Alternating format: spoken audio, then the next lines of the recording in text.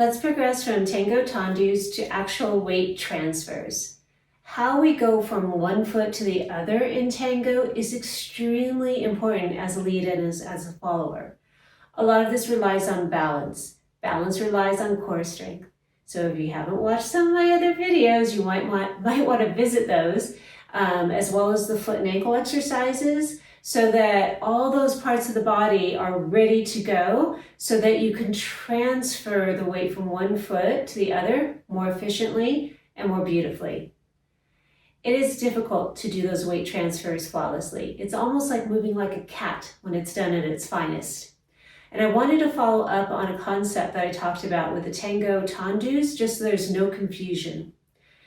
In my video about Tango tendus, to stylize the foot, I was rotating ever so slightly, just my leg, not my hips, just my leg to the front and just my leg to the back.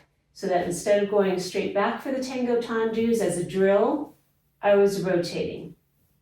If I do steps on a diagonal, if I'm led as a follower in a forward ochos on a diagonal, I can use a little bit of that rotation as I go.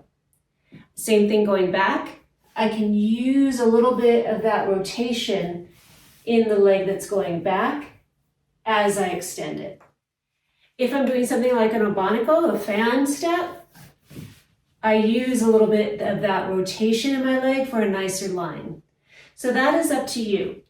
If I am taking steps dead on forward, dead on back, if I step with a little rotation, you see what happens? My foot ends up turned out or externally rotated on landing. So if you're taking very slow steps to the front, you can stylize the foot and then step in parallel position. So you have to get that articulation under control. So you're turning out a little bit, and as you transfer, you're laying the leg down. The second thing you have to worry about is if you're rotating the leg, that as you go to parallel, you're not stepping out to the side. So this is quite difficult. It's an advanced concept to use the turnout for your dance. I would say in most cases, don't turn out when you're taking linear steps forward and linear steps straight back.